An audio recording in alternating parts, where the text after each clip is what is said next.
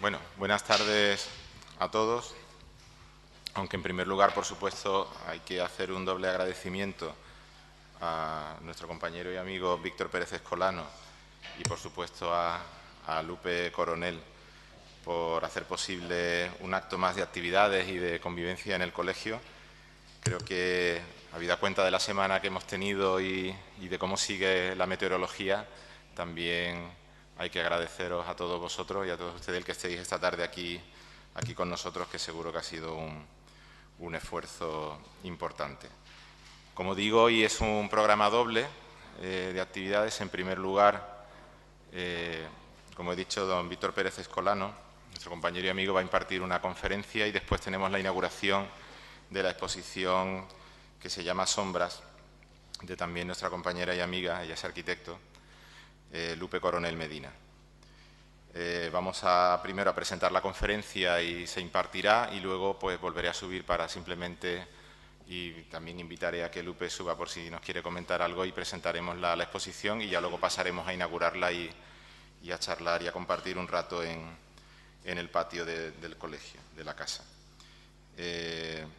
Bueno, yo creo que Víctor Pérez Escolano no precisa presentación, pero bueno, para aquellos que quizá no lo conozcan tanto, como algunos como yo, que he sido su alumno en la escuela, y muchos seguro de los que estáis aquí, pues don Víctor Pérez Escolano es catedrático de Historia, Teoría y Composición Arquitectónica de la Escuela Técnica Superior de Arquitectura de Sevilla, con un excepcional itinerario profesional recorrido a lo largo de toda su carrera. Ha reivindicado siempre y en cada paso que ha dado la misión investigadora del arquitecto y ha mantenido un firme compromiso con la docencia y una clara vocación pública. Su trayectoria ha abierto caminos poco transitados para la investigación arquitectónica, siendo en la actualidad una referencia obligada en la historia de la arquitectura, de una manera especial en los periodos relativos a las edades moderna y contemporánea y en los temas urbanos y patrimoniales. Es patrono de la Fundación Arquitectura Contemporánea, de la Fundación Rodríguez Acosta de Granada y de la Fundación Docomomo Ibérica, y ha ostentado, entre otros, en relación a su vocación pública, cargos de importancia y relevancia como director del Museo de Arte Contemporáneo de Sevilla, delegado de Urbanismo del excelentísimo Ayuntamiento también de Sevilla, director general de Arquitectura y Vivienda de la Consejería de Obras Públicas y Transporte de la Junta de Andalucía. En esta etapa, además, fue cuando yo comencé mi andadura profesional y recuerdo este periodo con especial cariño. Es autor de más de 20 libros e innumerables artículos y textos críticos. Creo que además uno de ellos fue además en el momento en que falleció Eladio Dieste, que creo que lo hiciste para la revista Arquitectura Viva, si no recuerdo mal o si no me han informado mal. Entre los que destacan además por su estrecha vinculación con Andalucía, el Registro Andaluz de Arquitectura Contemporánea en 2005 o 100 años de Arquitectura en Andalucía en 2012. Una trayectoria brillante que ha sido reconocida con el Premio Fama de la Universidad de Sevilla a la trayectoria investigadora dentro del área de conocimiento de Ingeniería y Arquitectura y el Premio Andalucía de Cultura Andrés de Vandelvira en el ámbito del patrimonio histórico. También creo que ahora estás en la categoría de emérito, no sé si es profesor emérito o catedrático emérito. Sí, profesor emérito. Profesor emérito de la universidad, que también parece que incluso te hacen presentarte cuando tendrían que ser ellos los que están llamando a tu puerta y a la de todos los compañeros que, como tú se lo merecen, tenemos un poco un mundo al revés. Aunque él va a hablar sobre la figura y sobre todo sobre diversos aspectos de la obra de Eladio Dieste, la conferencia, como tenéis anunciado, se llama o se titula Creación e Invención en Arquitectura en el centenario de Eladio Dieste, 1917-2017. Eladio Dieste es un arquitecto uruguayo que nació en Artigas en el año 1917 y falleció en Montevideo en el año 2000. Y por citar solamente dos obras de gran importancia, la Parroquia del Cristo Obrero en Atlántida y la Iglesia de San Pedro en Duranzo. Víctor, pues estamos deseando escucharte. Muchísimas gracias por estar aquí, por atender una vez más a nuestra llamada. Es para nosotros un honor y un privilegio y estamos dispuestos a escucharte. Muchas gracias. Muy bien, gracias.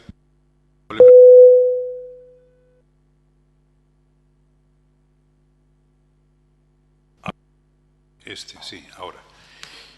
Por tu amable presentación y por la invitación, porque es un placer siempre venir a Cádiz y al colegio a sus actividades,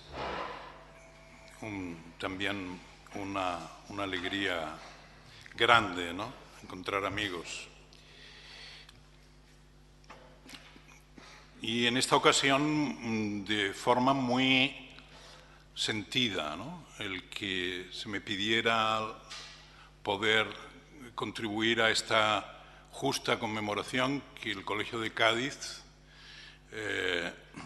programa, ¿no? En relación al centenario de este grandísimo arquitecto, no siendo arquitecto de título, ¿no? Pero esto, los colegios tienen una misión de orden corporativo por su propia naturaleza, pero tienen una misión que trasciende a esa inevitable, que es la defensa de la arquitectura. Y la arquitectura es una realidad que, según en qué escenario, y en qué circunstancias, pues la arquitectura no siempre la hacen arquitectos, ¿no? Como es el caso. Eladio Dieste se tituló como ingeniero en la Facultad de Ingeniería de la Universidad Nacional del Uruguay, y su evolución ha hecho que, después de fallecer en el año 2000, pero desde 20 años antes, su trabajo adquiriera un reconocimiento que le llevó a una valoración que en estos últimos años va en aumento. Es decir, la figura de Dieste supera en 2017 el reconocimiento que tenía en el 2000 cuando falleció, y también supera los procesos de los años anteriores a su fallecimiento, uno de cuyos hechos significativos fue la atención, la dedicación que Andalucía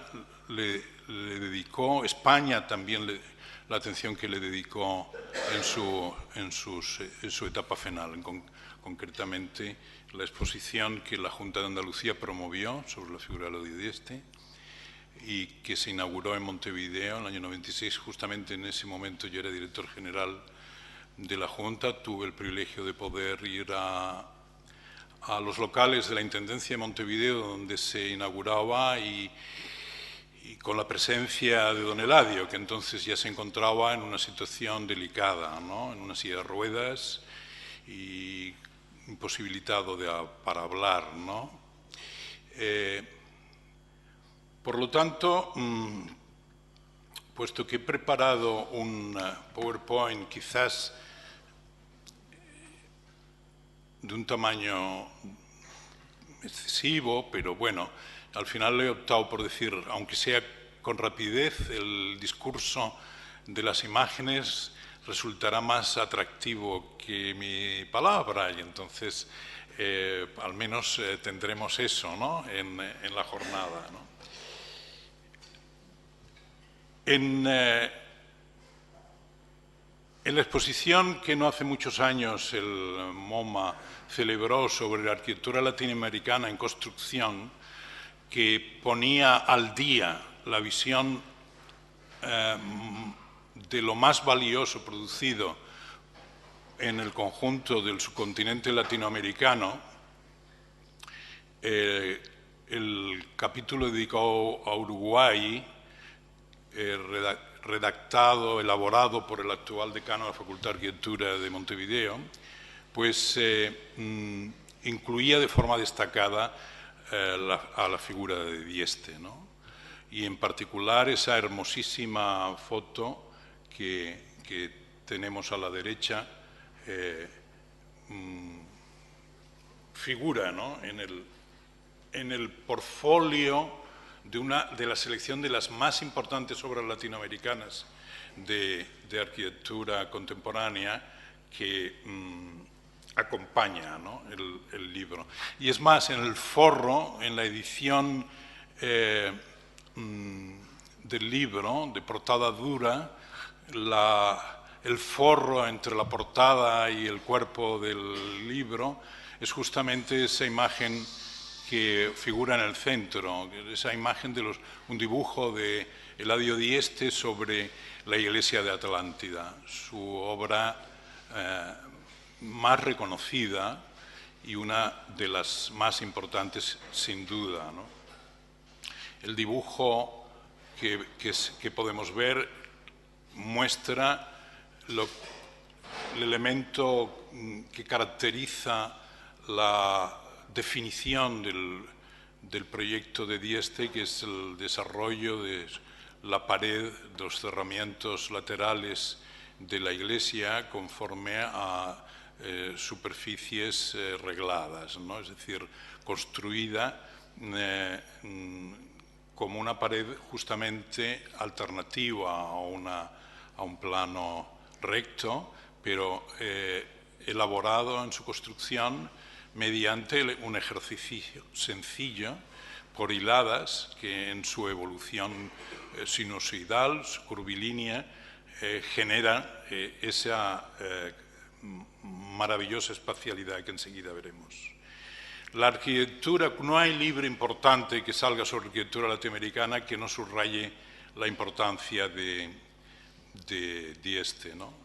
Otro de los libros importantes de estos últimos años es el que ha editado la Universidad de Texas y que dedicado a la moderna arquitectura en América Latina, y ahí está organizado cronológicamente, y algunos de los años de la evolución de la arquitectura moderna latinoamericana pues son obligadamente considerados en función del trabajo de Dieste, en particular la iglesia de Atlántida al que nos acabamos de referir, que sería de algún modo el icono más elocuente y reconocido, aunque, insisto, no el único de sus hitos más importantes y significativos.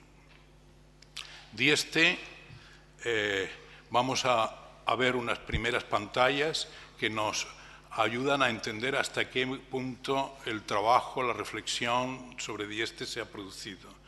Él contó desde fecha muy temprana con sus primeras publicaciones, ¿no?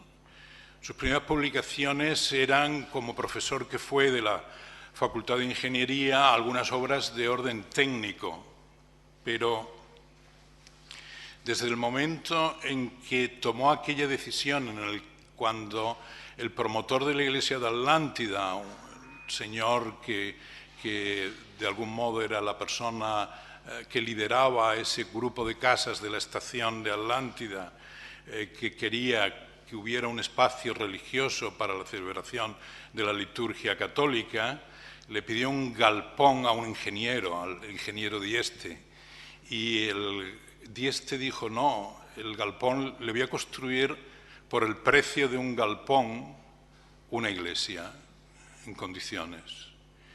Y efectivamente ese momento fue en el que el dibujo que veíamos en el frontispicio del PowerPoint, que junto a una foto de Eladio muy joven, ¿no? Es la foto de su etapa más juvenil que he podido encontrar, estaba el dibujo de Le Corbusier, en el que hace el elogio de la relación entre el ingeniero y el arquitecto, ¿no? Con dos manos cruzadas.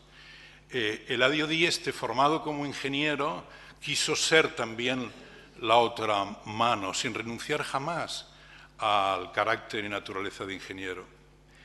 Y la construcción de este galpón, que finalmente ha venido a ser una obra destacadísima de la arquitectura contemporánea mundial y en particular latinoamericana, él tuvo una conciencia de lo que significaba ese paso.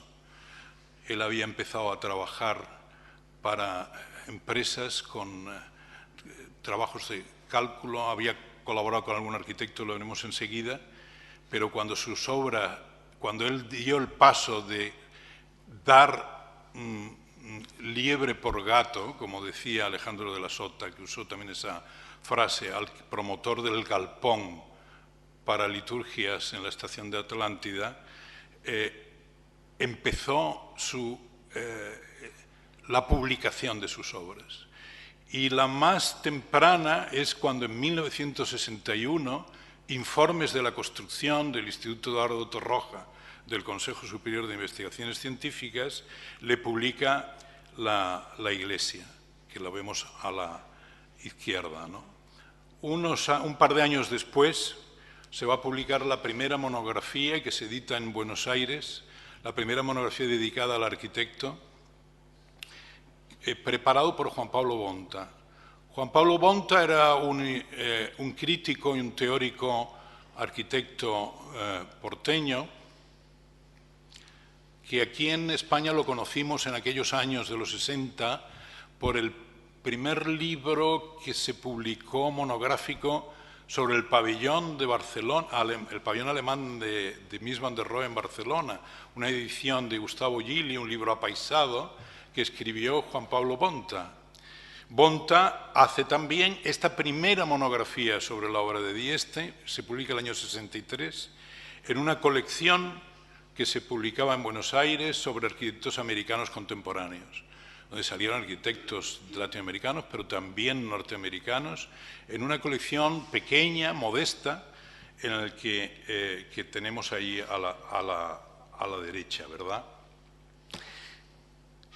Con el tiempo empezarían a incrementarse las publicaciones sobre Dieste.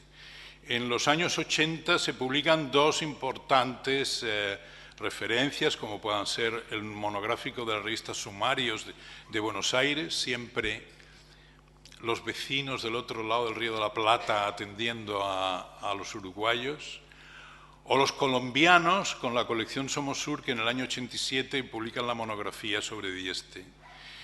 En la revista Summa de Buenos Aires, Alberto Petrina hace una significativa entrevista que se publica el año 88 y solo más tarde, en el ambiente de la Facultad de Arquitectura de Montevideo, se publican se reúnen las primeras atenciones a través de unas colecciones de diapositivas sobre patrimonio arquitectónico nacional que editaba la escuela.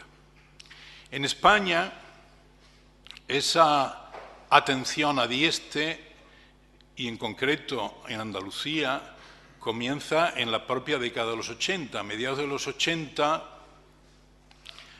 por ejemplo, con un número de la revista Periferia, de grato recuerdo, en el número 8-9 se incluye un trabajo sobre Dieste.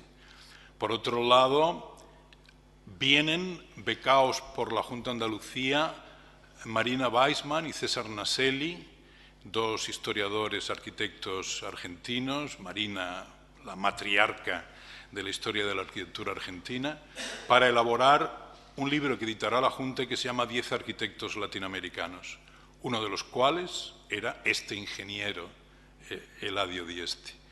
También otros lugares de España, la revista, por ejemplo, del Colegio de Ingenieros de Caminos de Cataluña, publica en su revista referencias a Eladio Dieste. Y todo esto deriva finalmente en un hito excepcional, que es el que Eladio Dieste cuente con una gran exposición y una publicación de una gran monografía con fotografías extraordinarias de Vicente del Amo, que viaja a Uruguay para realizar ese reportaje, y que se edita los libros en dos volúmenes, el de la obra de Dieste, con algunos textos suyos, pero un segundo volumen con los métodos de cálculo, es decir, con la literatura más específicamente técnica, en el que se traduce la belleza de sus construcciones. Este libro y la exposición que se hace simultáneamente en 1996 tendrá tal éxito que se publicarán 5 ediciones a lo largo de varios años. El libro lo que hace, tiene la estructura que Dieste quiso, y lo que hace es presentar las obras a través de las de las tipologías estructurales del trabajo de Dieste. Las bóvedas gaussas, las que siguen la curva de Gauss, que las denomina con esa referencia, las bóvedas autoportantes, que marcan una directriz catenaria, pero también las paredes de superficies regladas, como las de cerramiento de Atlántida, pero también los casos singulares de edificios con estructura de láminas plegadas, como es la iglesia de Durazno, o el tema de los tanques de agua o torres, que formará también un capítulo singular, ¿no? La exposición se inaugura en noviembre de 1996, como decía antes, en espacios de la Intendencia de Montevideo. Vemos la foto ahí. Y la de abajo es el convento de Nuestra Señora de los Reyes de Sevilla, en la calle Santiago, donde se celebra a comienzos del año siguiente, en abril del 97, ¿no? A partir de entonces tendrá un itinerario que lo he indicado ahí. Entre los lugares en el que se expondrá está aquí, estará en Cádiz, en concreto en 1999, ¿no? Pero no solo en lugares de Andalucía o de España, sino en Europa, en Alemania, en repetidas, en diversas ciudades, ¿no? Es decir, esta iniciativa que la Junta de Andalucía tuvo y que gracias a Antonio Jiménez Torrecillas en cuanto a la publicación y también a nuestro compañero Ramírez como diseñador del montaje de la exposición, fue un acierto excepcional. Pocas veces una iniciativa de la Junta de Andalucía ha tenido tanto impacto internacional, ¿no? Anoche lo comentaba con Lola Gil y me decía que quizás lo único que se podría comparar que haya tenido un éxito y unos itinerarios parecidos, reediciones de sus publicaciones, etcétera, son la exposición que organizó la Junta de Andalucía sobre plazas de toros. Pero esta, dedicada a la Dieste, es premonitoria de lo que Dieste, que aún iba a vivir 4 años más, iba a significar en el panorama internacional. Un panorama de publicaciones en Italia, en Alemania, en España, en el propio Uruguay, donde empieza a ser ya claramente reconocido por la sociedad uruguaya. En el gran libro que Ramón Gutiérrez coordina sobre arquitectura contemporánea en América Latina, uno de los textos básicos con los que se hable esa gran obra de gran formato es justamente ese texto de Eladio Dieste sobre las tecnologías apropiadas y la creatividad. El reflejo de este interés por Dieste a lo largo de la década de los 90 lo vemos en las grandes revistas, por ejemplo en las italianas, ¿no? En Lotus, en el 98, yo tuve la oportunidad de publicar el artículo que ven ahí, el inicio del mismo, y Graciela Silvestri publicó un par de años después, con ocasión de la muerte de Dieste, otro mejor que el mío, en la revista Casabella, ¿no? también italiana. En España hubo reiteradas veces en aquellos años finales de la vida de Dieste, coincidiendo con su muerte o en los años inmediatamente, en los momentos posteriores, reflejo del interés por la obra, ¿no? Ahí está la página de Arquitectura Viva, donde Luis Fernández Galiano y yo, cada uno hicimos un breve obituario con ocasión de la muerte en el 2000, ¿no? A la izquierda, por ejemplo, está la revista del DPA, del Departamento de Proyecto Arquitectónico de la Escuela de Barcelona, que coordinado siempre estos números por Carlos Martí, el gran arquitecto y estudioso de la arquitectura, dedicó un monográfico sobre Dieste en el año 99. O un poquito antes, la revista UAM, que llegó a sacar un número impreso, pero que es una revista de las pioneras de revistas digitales de arquitectura, promovida por Josep Queiglas, ¿no? UAM, pues también dedicó artículos atendiendo a Dieste. No quiero subrayar más, he elegido algunas referencias que permiten darnos cuenta hasta qué punto el impacto de Dieste adquirió un desarrollo internacional, ¿no?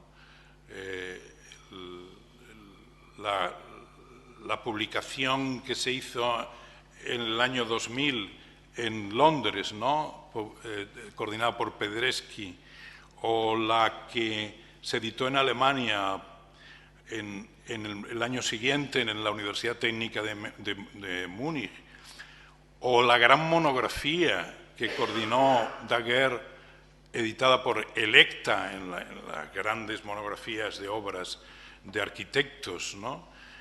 O la que se publicó en Princeton, coordinada por Anderson. Estos indicadores son elocuentes y suficientes, no tengo por qué insistir, pero añadiré alguna imagen, alguna pantalla más que nos permita comprender cómo el eco entre los arquitectos y en la cultura arquitectónica tenía su desdoblamiento en lo que podríamos llamar los trabajos, los textos, los estudios de carácter más tecnológico, ¿no? Realizado por ingenieros o por arquitectos sobre cuestiones relativas al trabajo de lo que Dieste significó. Subrayar, por ejemplo, el jovencísimo investigador John Orr, la publicación de su estudio sistemático de las obras de Dieste en los premios publicados en la colección de grandes trabajos juveniles brillantes de investigación en homenaje al gran ingeniero Pai Li, chino, que ve sus ediciones sacadas en el ambiente internacional, ¿no? Yo he puesto aquí 3 o 4 primeras páginas de publicaciones en informes de la construcción, en los actas de los congresos de historia de la construcción, en publicaciones del CEOPU, entre las cuales están las de Ana Marín Palma, por señalar un ejemplo de la dedicación y los estudios que ha habido en el ámbito español sobre las reflexiones del carácter y naturaleza de los estudios de Dieste. Pero Dieste es un ingeniero que hace arquitectura y que piensa arquitectura. Y el pensamiento de Dieste desde siempre ha estado sistematizado, elaborado. Y sus textos, sus escritos, son de una elocuencia notable. Hay 2 trabajos de los últimos años escritos sobre arquitectura de Dieste, publicados en Uruguay, ¿no? El que figura a la izquierda, el escrito sobre arquitectura, donde está el texto, textos importantes, pero también algunas reflexiones sobre la figura de Dieste. Y a la derecha, o bien en papel, o bien en formato electrónico, como libro Kindle, la invención inevitable y otros escritos que forman parte de quizás la publicación sobre textos de Dieste que se encuentra más accesible. No he querido dejar de hacer esta pasada para transmitir a todos con una selección de referencias la magnitud que ha adquirido la figura de Dieste en el panorama internacional, desde miradas de la ingeniería, desde miradas de la arquitectura, desde la teoría de la arquitectura, y el papel importantísimo que Dieste tiene. Y en un país como Uruguay, que es un país de los pequeños dentro de América del Sur,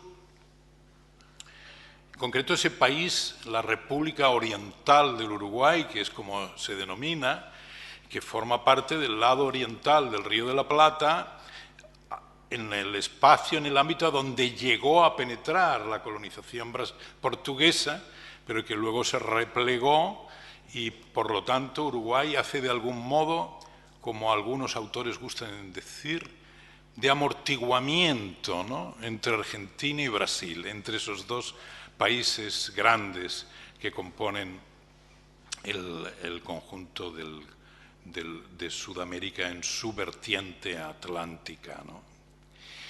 Este país, que es relativamente pequeño y poco poblado, si no me equivoco, con población inferior a la que tiene Andalucía, pongamos por caso, y que en su estructura, bien vertiendo el Río de la Plata, bien hacia la frontera fluvial más al norte o la frontera hacia Brasil, en sus provincias, ciudades han ido recibiendo el trabajo. He anotado ahí algunas dentro en los laterales, ¿no?, del mapa de Uruguay, las localizaciones de algunos de los trabajos de Dieste. Un Dieste que hay también que hace añadir algunas notas personales obligadas. De entrada, sus raíces españolas y más particularmente gallegas, ¿no? Dieste, su familia era oriunda de Galicia, de Riancho. Su abuelo emigró, luego volvió, su padre luego volvió de nuevo a Uruguay. Él nunca dejó de tener contacto con Galicia, de joven y maduro. No fue la Junta de Andalucía ni el Obispado de Alcalá quien le trajo por primera vez a España. Él venía con frecuencia, veía a su abuela, que aparece ahí en la foto más abajo, ¿no? Y en concreto la figura de uno de sus tíos, Rafael Dieste, escritor notable muy importante, que tuvo que exiliarse al terminar la Guerra Civil y que vivió un tiempo en la cercanía del joven Eladio y que le generó múltiple y gran influencia. Este sentimiento español, este vínculo español, Dieste siempre lo tuvo, nunca renunció a él. Y con ese vínculo explicaba algunas cosas. Pero por otro lado,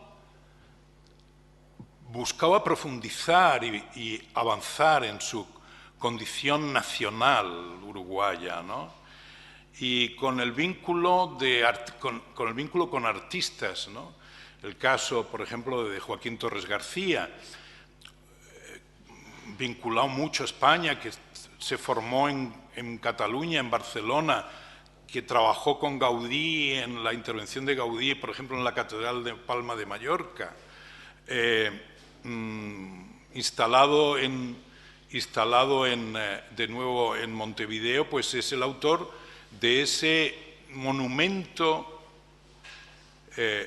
que él lo llama monumento cósmico. Esta referencia cósmica, una relación con la trascendencia, con una dimensión cabal e integral del hecho humano, que Torres García hablaba repetidas veces con el propio Eladio Dieste, ¿no? Unos años mayor, Torres García, pero lo suficientemente cercanos como para que hubiera una influencia, ¿no? Una realidad montevideana que pocos años antes, el año 29, cuando Dieste tiene 12 años, había visitado Le Corbusier, ¿no?, en su primer viaje americano, y en donde le fascina Montevideo. Dice que es la más moderna de las capitales del cono sur que visita, o de América del Sur que visita, ¿no? Ahí le vemos en una foto justamente de esa estancia en Montevideo, ¿no? Por otro lado, otro español exiliado en México, el arquitecto Antonio Bonet Castellana, que había trabajado en el estudio de Le Corbusier en París, que había colaborado con José Luis Ser en la elaboración del pabellón de la República Española en la Exposición de París de 1937, viviendo por lo tanto esos años bélicos en París, finalmente opta por exiliarse y hacerlo al Río de la Plata, a Buenos Aires, pero también con trabajo y tarea en el otro lado, ¿no? En el lado oriental.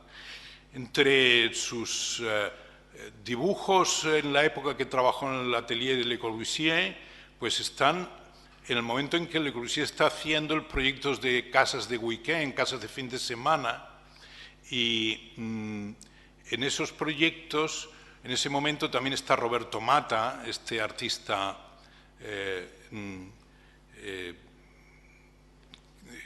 particular, ¿no? Que de algún modo significa que en ese momento las obras de Le Corbusier integran los temas de las cubiertas abovedadas, ¿no? Esa integración de las cubiertas abovedadas, Le Corbusier siempre las piensa en hormigón armado.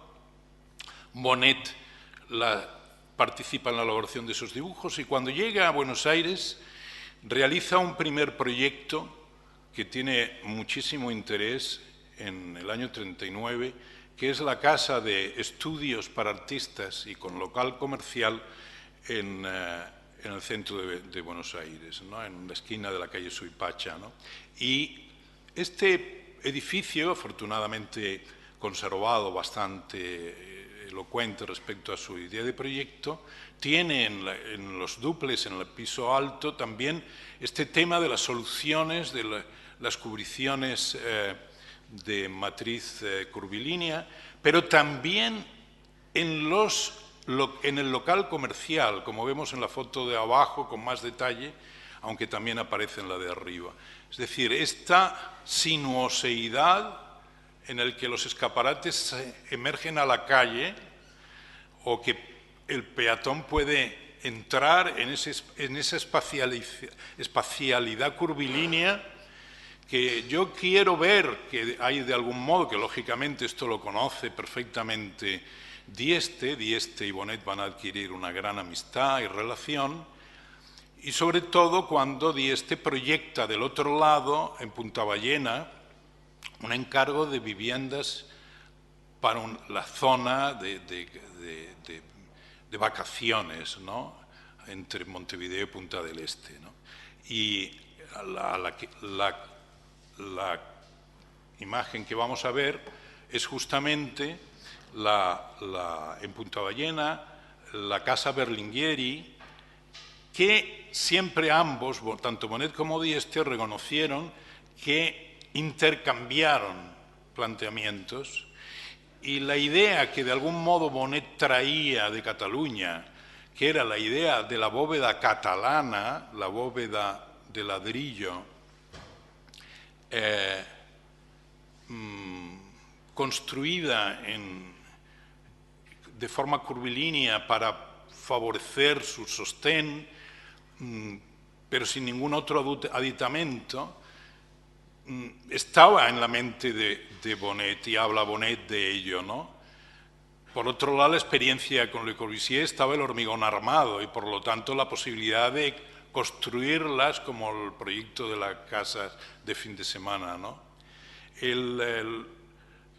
Dieste influye en Bonet y le sugiere que podría hacer, ¿no? Un ensayo de bóveda tabicada armada, no la bóveda catalana, sino la alternativa al hormigón en forma de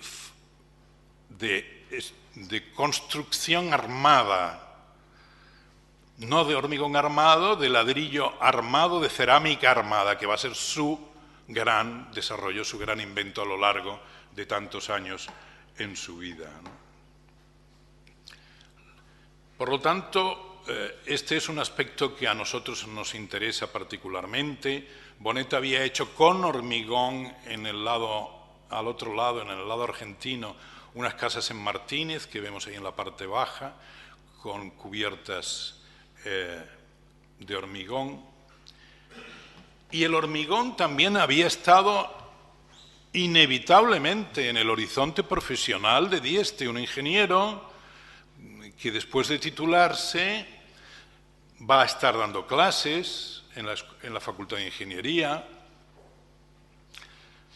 va a seguir desarrollando una investigación que tiene luego su reflejo docente, pero también va a trabajar, y en particular con el trabajo con una empresa danesa instalada en Uruguay y donde realiza algunos proyectos de su primerísima etapa que aparecen publicados en el libro de Bonta, pero que luego ya no aparecen más en los otros libros dedicados a Dieste, puesto que tienden a centrarse en las obras de cerámica armada.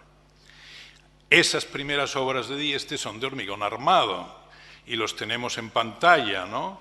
Como pueden ser las imágenes que vemos ahí, incluido la última, la de abajo, pues el depósito de las bobinas de papel de uno de los grandes periódicos de Montevideo, que tiene el nombre de otro gran periódico español, El País, ¿no? Y estas obras de hormigón armado que desarrolla y produce Dieste en el ámbito de la empresa danesa es el sustrato del cual emerge el gran cambio que significa el desarrollo de la cerámica armada y el abandono del hormigón armado por excesivo en sus magnitudes, por su costo, por su peso, por su complicación en relación a los tiempos de fraguado. Dieste va a elaborar todo un sistema fantástico de reflexión práctica, un ejercicio empírico que luego él lo traduce en métodos de cálculo y por lo tanto en procedimientos científico-técnicos para el desarrollo de los proyectos correspondientes, pero que están generados a la manera de un arquitecto. Él tenía la excelente formación ingenieril que se lo permitía, pero va a producir estos procesos que tienen su inicio en el galpón convertido en iglesia, la iglesia de la estación de Atlántida, que ahora se llama de Jesús Obrero. Aquí vemos a Dieste con la construcción de las paredes en superficies regladas, la construcción de cubiertas con bóvedas gausas, de forma y manera que se ve bien en el escorzo de la fotografía cómo se corresponde y es correcta la planta que vemos arriba. La planta cortada a ras de suelo es recta. O sea, el arranque de esa superficie reglada es una recta que luego se va abriendo y que permite, por lo tanto, generar toda esa sinuosidad de las superficies y del espacio, construida con ladrillo que introduce en las juntas elementos metálicos a la manera del armado de un hormigón. Y luego en las cubiertas, el trasdos, a su vez, el desarrollo de este método generará la aplicación de un mallazo que a su vez se cubre con una lechada correspondiente que permite también fraguar esa pieza que permite, sobre todo esencial en una cubierta, evitar que aparezcan puntos que en tracción puedan generar puntos que el agua malbarate. Por lo tanto, el desarrollo de esta tecnología nueva en Dieste tiene en esta iglesia primera un ejercicio brillantísimo. En la torre campanario que aparecía al lado en la foto primera, pues está construida con la misma coherencia, sencillez y rigor, ¿no? Con la que está construido todo, ¿no? El ladrillo en Dieste jamás es una pieza de relleno, jamás es una pieza usada torpemente, cada ladrillo está justamente en el sitio que le corresponde para funcionar y operar y resolver bien una pared, bien una cubierta, bien una torre. En la ciudad de Malvín le encargan otra iglesia, la de Nuestra Señora de Lourdes, unos años después. Pero este proyecto no traerá más que la ejecución de un testigo de lo que podía haber sido el nuevo presbiterio, ¿no?, que se ve en la foto de la izquierda y en la planta de la derecha. Y también construirá una casa parroquial que vemos a la izquierda. La otra gran obra fantástica, llena de sugestión por parte de la Diodieste en el ámbito de la arquitectura religiosa, es la iglesia de San Pedro en Durazno. Esta iglesia es de finales de los 60, principio de los 70. La iglesia de Durazno, de un pueblito, había ardido, tenía cubierta de madera y se arruinó. Se salvó la fachada. Y el encargo, de algún modo, era haber un ingeniero que nos pueda reconstruir la iglesia, ¿no? Y lo que va a hacer Dieste es construir una, quizás para algunos críticos, la mejor, ¿no?, incluso superando a la de Atlántida, y con una solución completamente distinta, porque no es con una bóveda gaussa. Va a ser a través de una solución insólita en Dieste, que practicará pocas veces, que es no con matrices curvilíneas, sino rectilíneas, bóveda plegada de cerámica armada. O sea, las paredes, la cubierta, el cuerpo del presbiterio, todo está hecho con cerámica armada, pero en planos rectos, inclinados, sugestivos en su geometría, y que operan y dan la oportunidad de realizar esa imagen que vemos en la foto de la izquierda: el Cristo del presbiterio, el cuerpo de presbiterio que ilumina el espacio ceremonial, la nave a dos aguas, pero colgada con la penetración de la luz sobre las paredes laterales, que a su vez están inclinadas y que pareciera se elevan hacia arriba, y en la puerta, en el acceso, la realización de un rosetón excepcional hecho de polígonos de ladrillo atravesados por barras metálicas y colgados dentro de la figura geométrica básica que ahí vemos, ¿no? Es realmente espectacular. Esta pieza ha sido reproducida 1000 veces, esta imagen, como una de las genialidades de Dieste.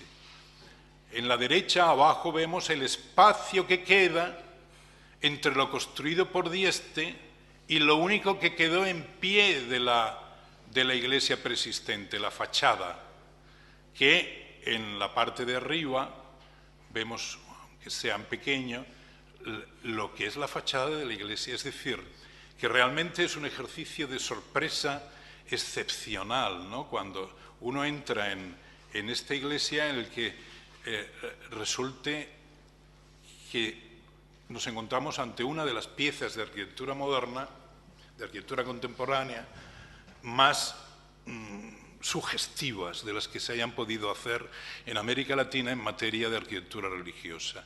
Es decir, Dieste ha aportado 2 de las obras maestras de la arquitectura religiosa contemporánea que América Latina tiene, y tiene mucha arquitectura religiosa de primer nivel. Solo he puesto un par de diapositivas con las obras que realiza al final de su vida Carlos Clemente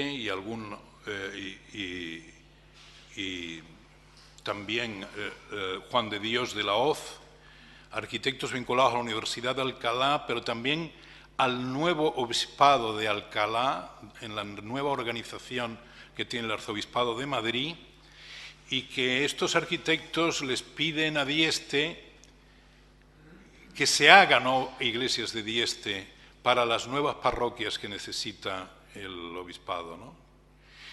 Y habrá reproducciones con la autorización de Dieste, ¿no?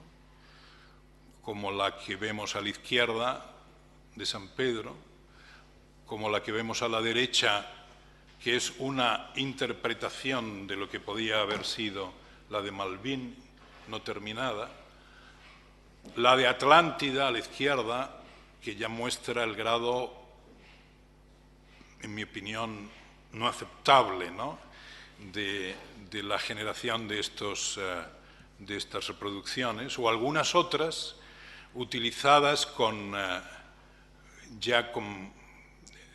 en fin, en el que yo aplicaría calificativos que prefiero no decir, menos en una sesión como la de hoy. Su casa de Montevideo, la única obra de residencial que se le conoce. Esta obra residencial, su casa para su familia, es un prodigio de austeridad, de rigurosidad, ¿no? Su aspecto exterior es de una aparente falta de elocuencia, construida con su material favorito, pero en este caso con los espacios de la casa, con las bóvedas autoportantes. De pequeño tamaño, bóvedas autoportantes que protegen los espacios unidos de las zonas de estar y comedor o los dormitorios, que tenían que ser bastantes. Dieste tuvo, si no me equivoco, pueden que sean más, 11 hijos con su única esposa. Dieste era un católico muy particular, no un católico de otras maneras de vivir la fructificación del matrimonio que se dan y todos podemos conocer algunos casos, algunos ejemplos. Dieste no pertenecía a ninguna organización religiosa. Dieste era un católico por convicción, fruto de su evolución de pensamiento progresista. Podríamos decir que él creía en un catolicismo que fue el germen del Vaticano II. Es más, su iglesia de Atlántida es preconciliar, mientras que la de San Pedro es ya posconciliar. Y habría mucho que decir sobre Dieste en relación a esto, ¿no? Por otro lado, Dieste sus relaciones eran unas relaciones en el ámbito progresista. En el año 73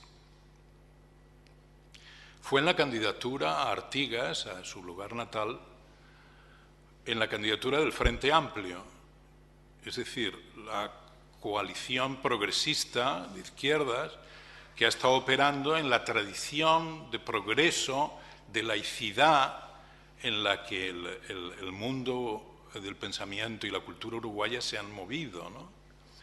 Pero ese mismo año fue el del golpe militar. Los milicos en Uruguay fueron duros, pero quizás no con la dureza a la argentina, ¿no?, o a la chilena. Y Eladio Dieste siguió trabajando en aquellos años, pero su trabajo sería un trabajo que vamos a ver enseguida, en el que previamente, como reflejo de su inquietud y su interés por las cuestiones, digamos, de tipo social, yo a última hora he introducido esta diapositiva porque es una cosa que no está en ninguno de los libros de Dieste.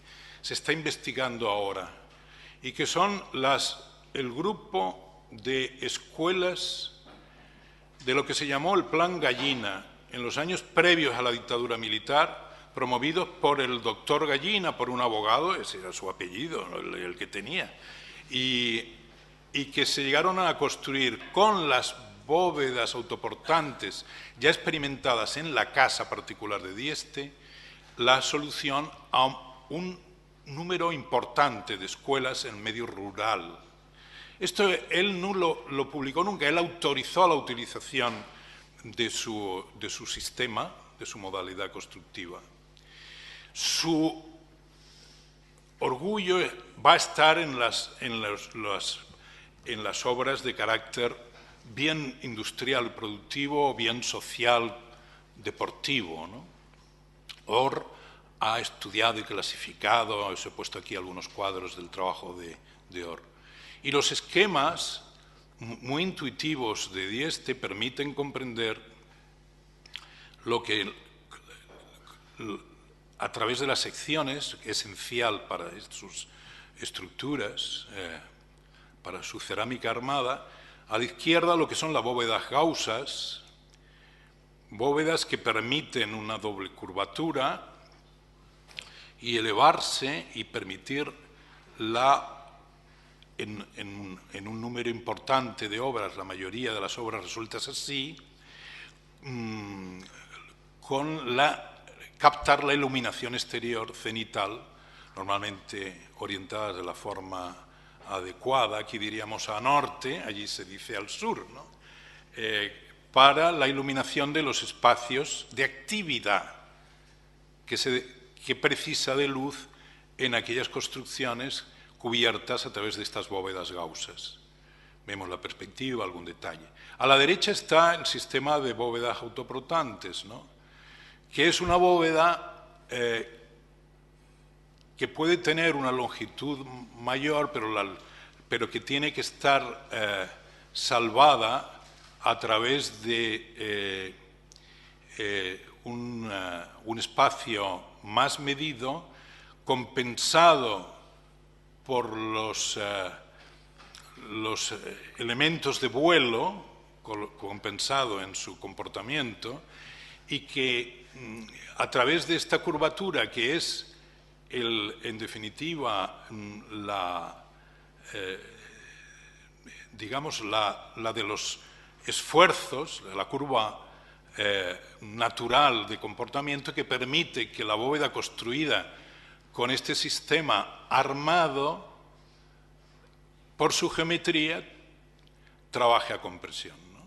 Y por consiguiente la realización de estas piezas pues debe resolverse con unidades de que se elaboren, se preparen, se fabriquen en unidades más completas, mientras que en las bóvedas gausas, que pueden llegar a salvar luces mucho mayores, pueden permitirse el que se vayan construyendo por partes, trasladándose los encofrados, con la gran ventaja del sistema de la cerámica armada, y es que desde que se ha terminado de trabajar por la noche hasta que se empieza a trabajar por la mañana, a la caída del sol y al amanecer, estas cerámicas armadas han fraguado. O sea, no tienen el tiempo de fraguado del hormigón armado. Fraguan en mucho menos tiempo, porque el ladrillo es un absorbente de humedad, ¿no? Y por lo tanto favorece extraordinariamente el comportamiento del alcance de la plena resistencia de estas construcciones de cerámica armada. Trabajo de Dieste. A partir de este momento voy a ir pasando imágenes sin decir que son cronológicas, pero unas veces son bóvedas gausas, otras veces son bóvedas autoportantes, unas veces son para almacenes. Os he puesto ahí rotulado de qué se trata, y es en lo largo del tiempo. Pueden ser pues fábricas modestas en poblaciones de Uruguay, a veces instalaciones complejas en el extranjero, como por ejemplo en Porto Alegre, en el gran mercado central de Porto Alegre, que se desarrolla con las soluciones de bóvedas gausas de Dieste, ¿no? Dieste, que viene trabajando en su empresa particular, que es una sociedad anónima formada con otro colega, ingeniero, Montañez, y que se coordinaban perfectamente. Muchas veces las direcciones de obras en el extranjero iba más su compañero de sociedad, a las nacionales le gustaba ir más él, a veces había arquitectos que colaboraban. En otras ocasiones, aquí vemos en Río de Janeiro, el centro de mantenimiento del metro de Río, en el que si antes eran bóvedas gausas, ahora son bóvedas autoportantes, las que permiten acoger a cubierto a los trenes que vayan a ser revisados y reparados. En multitud de lugares pues aparecerán, por lo tanto, bóvedas gausas para envasadoras, bóvedas autoportantes para otros usos, bóvedas gausas para un polideportivo, bóvedas autoportantes para una gasolinera, que luego en la población de Salto, donde lo reconvirtieron en monumento y está colocado en un lugar sin esa misión original, ¿no? Bóvedas gausas para almacenes, en este caso para almacenes de extraordinaria magnitud, silos de grano, silos horizontales, inmensos, extraordinarios, que desarrollará más de uno a lo largo de su trayectoria y que tienen la forma de los grandes, diríamos, rememoran los hangares de Freycinet, por ejemplo, en Orly, ¿no?, de hormigón armado en las patentes que Freycinet desarrolló, ¿no? A veces desarrollará otras soluciones en algunos locales de tiempo libre, como en este parador en Salto, ¿no?, con formas de conoides. En ocasiones, y en este caso se trata de una obra excepcional, los almacenes del puerto, que los hicisteis el viaje, estuvisteis visitando cuando fuisteis a Montevideo, del puerto, el depósito del puerto de Montevideo, que él utiliza los cerramientos que existían previamente, los repasa, construye las bóvedas gausas más grandes que lleva a término de 48 metros de longitud, 48 metros, y lo resuelve no solo con los elementos que deben apoyar sobre las vigas, que luego también pueda haber en ocasiones tirantes en las primeras soluciones, sino que en este caso también construye contrafuertes, ¿no?, para optimizar la absorción de empujes, como veíamos ahí. Es decir, que en múltiples lugares, en el transcurso del tiempo, estas bóvedas autoportantes, estas bóvedas gausas, las torres, muchas veces unidos a una iglesia porque hay un campanario, a una fábrica porque hace falta un depósito de agua para servir el proceso de fabricación, o incluso llegará el caso de que construya la enorme torre de televisión, la torre de telecomunicación de la televisión uruguaya, ¿no?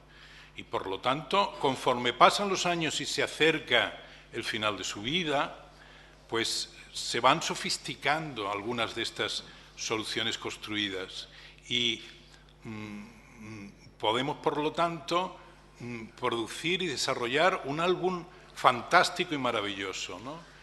Incluso llega a construir una obra que ha tenido desgraciadamente algunas alteraciones, que es el centro comercial que a mediados de los años 80 realiza en Montevideo, y donde el cerramiento lateral, las paredes se resuelven retomando los temas de las superficies curvilíneas con los que había empezado, ¿no? En fin, estas obras en distintos lugares nos pueden llegar a mostrar también algo con lo que ya voy acabando. la intuición que le permitió perfeccionar estas soluciones se tradujo también en el desarrollo de toda la tecnología ad hoc para poder construir estas obras. El desarrollo, por ejemplo, de todos estos andamiajes, todas las soluciones que día a día iban cambiando, todo este enorme aparataje, que en su primera etapa, lo vemos a la izquierda, era de una modestia y sencillez con elementos leñosos, sencillos, ¿no?, para la construcción de las paredes de cerramiento de la iglesia de Atlántida, y que luego abajo vemos cómo estos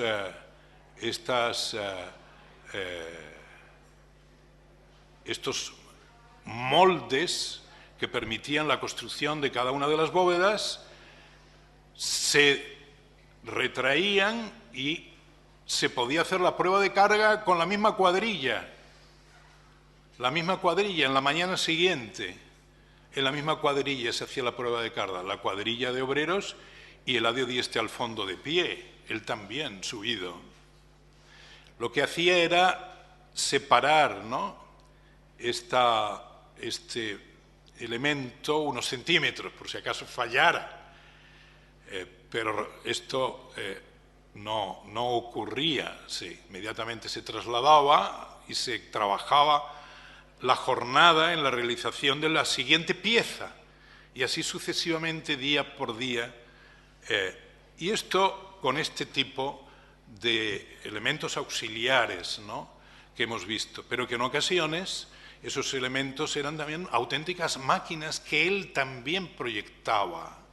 Yo por eso a veces he dicho que Dieste parecía un ingeniero industrial, no solo un ingeniero civil, porque proyecta máquinas, por ejemplo, las máquinas que permiten elevar y descender, ¿no?, para los forjados, en lo que hemos estado relatando antes y que lo vemos en la parte central arriba. Los pilotajes, que en Uruguay es muy habitual, y él era partidario de que sin análisis de estudios de suelo ir por el lado de la solución de cimentación por pilotaje. Y proyectó y construyó y fabricó sus propias máquinas para el pilotaje, máquinas que el motor sería para moverlas y al mismo tiempo para clavar, ¿no?, los pilotes. O las máquinas, como vemos a la derecha, que servían para generar tensiones en los elementos metálicos, bien sea pretensados o posttensados, según la solución que en cada caso daba para las necesidades de la perfección del comportamiento mecánico maravilloso, de una economía cósmica, como a él le gustaba decir, recordando el término cósmico que usaba su amigo, ¿no? Y acabo con 3 pantallas. Las 2 que vienen a continuación es la que manifiesta el rango que el reconocimiento, la valoración de Dieste ha producido en la sociedad uruguaya y en toda la valoración, la estima internacional.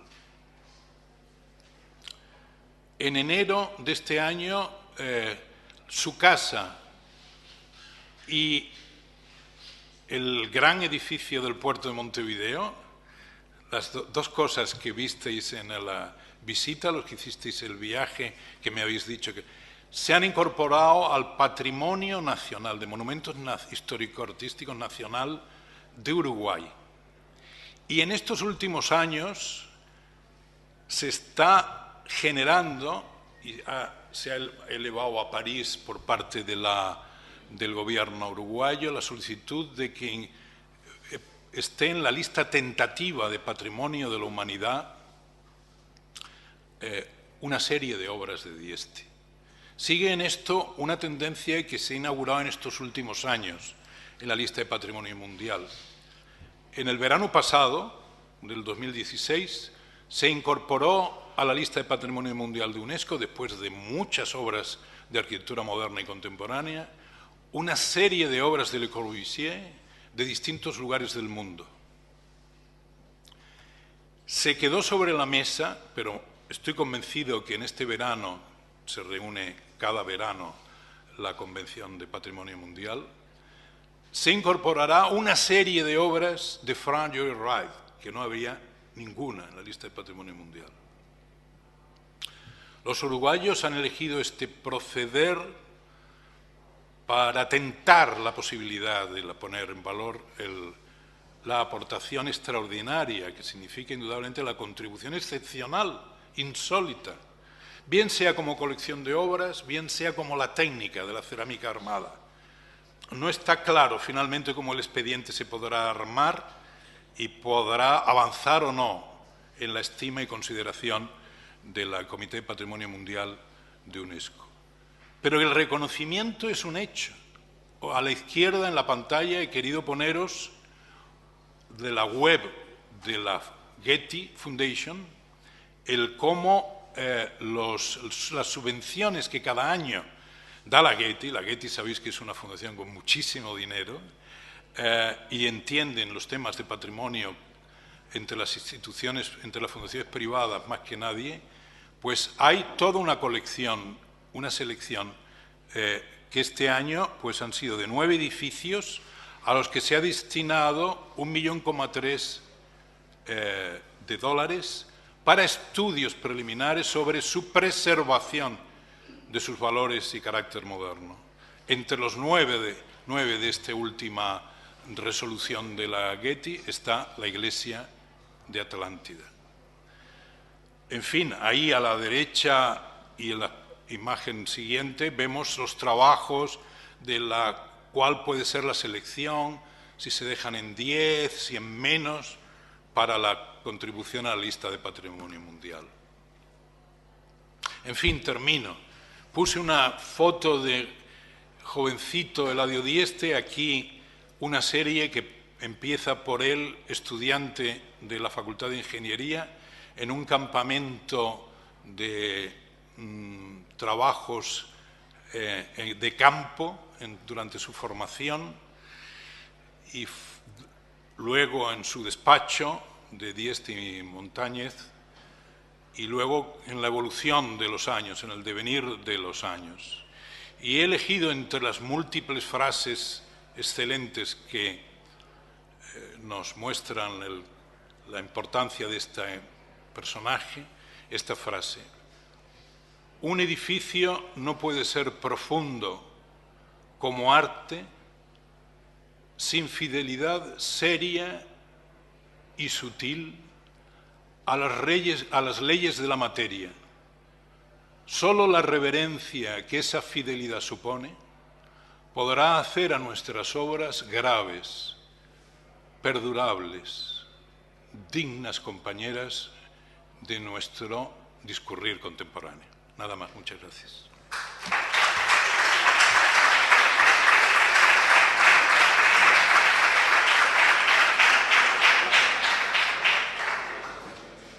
Y disculpen que me haya alargado más de lo debido, sobre todo viniendo lo más importante ahora.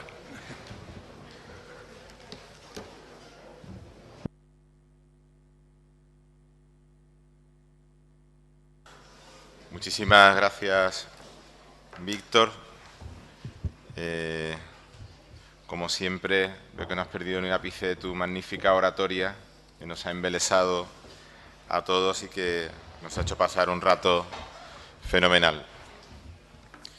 Y tenemos a continuación, aunque no menos importante, pues la presentación de la exposición de Guadalupe Coronel para nosotros, en las que, bueno, yo como introducción, aunque quiero que ella, pues si quiere y puede y tiene a bien, pues nos comente algunos aspectos de su obra, pues de la reseña que tú nos habías enviado y que imagino, ¿no, Tomás?, que tenéis todos ahí fuera en el patio. Pues quería destacar pronta y continuada, incesante búsqueda de la unión entre la técnica y la expresión, que tú te refieres con eso a la arquitectura, pero que imagino que también está en tu pintura. Los referentes dentro de esto también a la labor pictórica de arquitectos como Alvar Aalto, en la que me llama la atención la frase de Juhani Pallasmaa sobre la obra de pictórica de Aalto. Dice que, pero más que la atracción de una actividad distinta, refiriéndose a la pintura, lo que le interesaba realmente parece haber sido el modo que tiene el pintor de componer y conjugar las imágenes mentales y provocar así un efecto en el espectador. Me parece una frase preciosa, Y después, entre las referencias y pintores como Cézanne, Matisse y sobre todo Morandi, ¿no?, que dices que aúna en su obra los elementos que buscas en la pintura: composición, referencia a la arquitectura, planos de color. En sus bodegones, los de Morandi, los objetos parecen edificios que dialogan entre ellos. Y es la sombra, la palabra, la que da vida a sus composiciones. La sombra, la palabra, las sombras, conversaciones. Así que, bueno, cuéntanos tú algo. Esto lo puedes bajar así. Y ahora. Bueno, pues lo primero que quiero decir es agradecer al Colegio de Arquitectos esta oportunidad que me dais, y porque para mí es un honor y un orgullo, ¿no?, estar aquí como arquitecto, pero presentar mi faceta de pintora.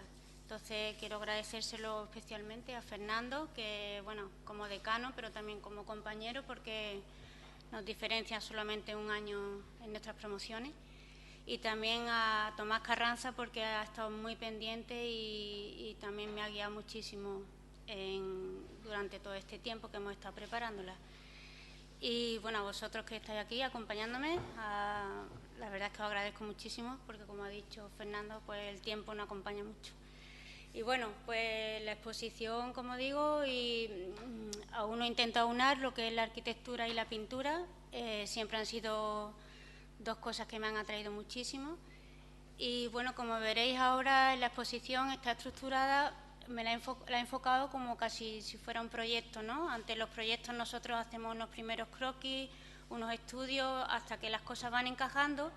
Y esos croquis aquí pues son apuntes o bien estudios con acuarela o estudios con pastel, de tal forma que cuando llego a la obra final pues ha habido ahí un proceso de aprehensión de lo que estoy pintando, que al mismo tiempo cuando llego ya el conocimiento es muy grande, ¿no?, y me encuentro con mucha más confianza a la hora de aplicar la técnica del óleo, ¿no? En este sentido, pues efectivamente lo que he tratado de pintar son objetos que lo he considerado como si fueran casi una composición de un proyecto, como si fueran edificios, y bueno, pues también ahí se aúna la arquitectura y la pintura. Y bueno, pues también he descubierto el collage como parte de estos instrumentos para estudiar las composiciones que hago. Y simplemente, pues nada, que ahora veáis lo que tengo ahí expuesto, si estoy dispuesta a explicar si tenéis alguna duda allí o lo que fuera, y volver a reiterar, bueno, perdón, sobre todo también quiero agradecer